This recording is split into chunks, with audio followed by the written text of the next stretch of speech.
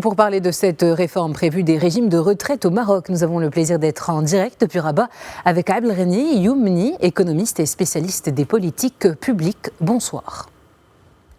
Bonsoir. Alors, on parle d'une urgence d'entamer une réforme des régimes de la retraite afin de garantir la pérennité des caisses de sécurité sociale. Pourquoi, à votre avis, et pouvons-nous faire un état des lieux de la situation actuelle ? Écoutez, c'est une urgence parce que le Maroc a connu deux phénomènes. Enfin, il connaît le phénomène du travail informel. C'est 60% de la population active marocaine. Et en plus de ça, nous avons une transition démographique rapide qui fait que nous sommes à la veille d'un vieillissement vers les 2040-2050. Et le problème, c'est que nous avons un actif déjà pour plusieurs retraités aujourd'hui, alors que nous avons un pays très jeune. Oui, une réforme de retraite serait incontournable. Premièrement, pour éviter c'est-à-dire une faillite, si vous voulez, de la caisse de retraite déjà de la fonction publique. Et deuxièmement, pour élargir l'assiette des cotisants, parce que nous avons un problème. Aujourd'hui, nous avons les actifs cotisent à 28% entre la part salariale et la part patronale, mais nous avons que 5 à 6 millions d'actifs sur le privé, à peu près 1,5 million sur le public, mais ça pour plusieurs retraités. Puis nous avons 15 millions d'actifs qui n'ont pas de revenus salariaux. Et donc, c'est un vrai problème et c'est une vraie urgence. Oui, il faut réfléchir à une réforme, peut-être de porter l'âge de la retraite du secteur privé à 63 ans comme pour le public, mais sur une période de 10 années, c'est-à-dire tous les 3 ou tous les 4 ans, rajouté par cycle de 6 mois, parce que c'est vrai qu'il y a une urgence. Après, on a tout le problème des gens qui ne travaillent pas du tout, qui n'ont pas d'activité et qui vont vieillir, arriver à 60 ans et qu'on va devoir réfléchir à une retraite, un minimum vieillesse, comme ça se fait dans les pays européens. Alors, et parmi les propositions qui ont attisé la colère des partenaires sociaux, on peut citer une révision à la hausse de l'âge de départ à la retraite et également une hausse des cotisations. Qu'en pensez-vous ? Écoutez, c'est un vrai dilemme, hein. C'est ce qu'on appelle le dilemme du prisonnier. C'est soit vous augmentez les cotisations, soit vous augmentez l'âge de départ à la retraite. Il n'y a pas beaucoup de choix. Le problème, c'est que nous avons beaucoup de personnes qui travaillent dans l'informel. Vous avez dû voir ce qui s'est passé il y a 2 semaines. On a quand même récolté 100 milliards de dirhams qui étaient dans la nature. Et c'est ça le problème, c'est que vous avez des gens qui travaillent, qui payent des impôts, qui cotisent, et puis vous avez des gens qui sont dans l'informel et qui mettent en difficulté tout le pays.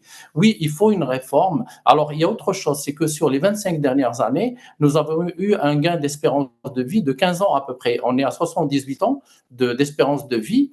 Donc, pour une arrivée tardive sur le marché du travail, c'est complexe. De toute façon, nous avons des gens qui épargnent, parce que vous savez que quand vous travaillez, après vous êtes retraité, vous avez épargné de l'argent qui va être financé par les actifs de demain. Donc, il faut préparer les actifs de demain, et il faut que les caisses de retraite soient remplies, et il faudrait que l'État, de toute façon, réfléchisse à d'autres moyens de financement pour pouvoir tenir à l'équilibre ces caisses de retraite. Il faut trouver dans l'informel, dans toute la partie qui est dans la fiscalité, qui n'est pas à l'ordre du jour aujourd'hui, mais il faut une réforme fiscale. Il faut qu'il y ait des cotisations, mais aussi. Alors, de toute façon, il n'y a pas le choix. C'est soit vous augmentez l'âge de départ à la retraite, soit vous augmentez les cotisations. Je pense qu'augmenter les cotisations aujourd'hui, ça serait impossible, ni pour les entrepreneurs, ni pour les gens qui sont dans le secteur formel.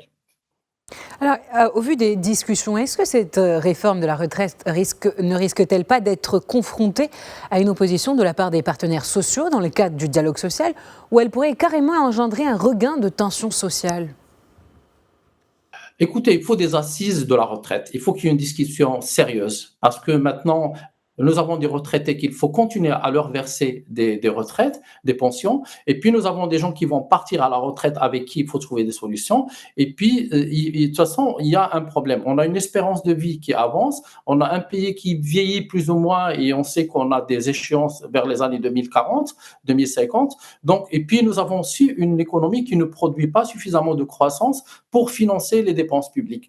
Donc, c'est vraiment, on est embarrassé et il faut commencer à réfléchir à un départ à la retraite peut-être plus tard, mais de manière séquentielle. C'est-à-dire sur 15 ans ou sur 10 ans, on va faire une augmentation de 3 ans, mais pas d'un seul coup. C'est-à-dire qu'en fonction des dates de naissance, comme ça se fait dans beaucoup de pays. Vous savez, il y a des débats sur les réformes de retraite dans la plupart du pays du monde qui ont un système de retraite qui vient. Et puis, il faut pas plafonner. Après, il faut aussi réfléchir à autre chose. Le financement, par exemple, plafonner les pensions élevées. On ne peut pas partir à la retraite et avoir une retraite de 80 000 dirhams.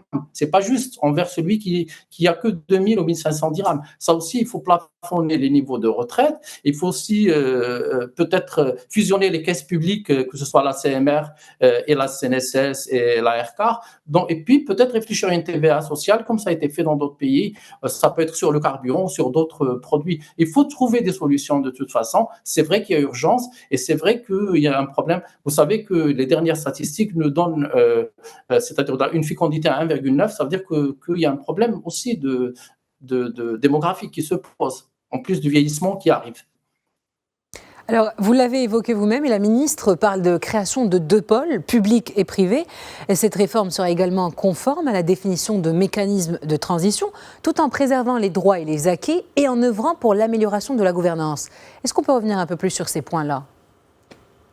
Alors, écoutez, la gouvernance, c'est pas vraiment je suis pas juriste et puis je sais pas comment l'État, surtout la création de 2 pôles, public et privé. Comment ça pourrait se présenter ? Alors, fusionner le public et le privé, il y a un risque parce que les moyens le financement n'est pas le même. Nous avons des retraites publiques qui sont très généreuses et puis nous avons des retraites privées qui sont moins généreuses et sont, si vous voulez, complétées par des retraites, par des systèmes de capitalisation qui sont dans le privé comme la CMR. Donc, c'est pas le même système. Donc, la fusion, je crois, c'est pas une solution, pas aujourd'hui. Mais par contre, il faudrait réfléchir à des moyens de financement et puis il faut aller vers l'informel. Il faut formaliser l'informel pour élargir et l'assiette de cotisation pour la CNSS, pour la sécurité sociale, mais aussi pour les caisses de retraite. Parce que qu'est-ce qu'on va faire des 15 millions aujourd'hui de personnes qui sont dans la nature, dans l'informel? Comment on va leur verser de retraite alors qu'ils n'ont jamais cotisé? C'est un vrai problème aujourd'hui. Alors, il y a une gouvernance du système de retraite, mais aussi il y a un dialogue national sur la formalisation de l'informel pour qu'il y ait plus de personnes qui pensent aussi à ce cycle de vie, c'est-à-dire au vieillissement, et que demain, quand ils seront plus capables de travailler, qu'on puisse leur verser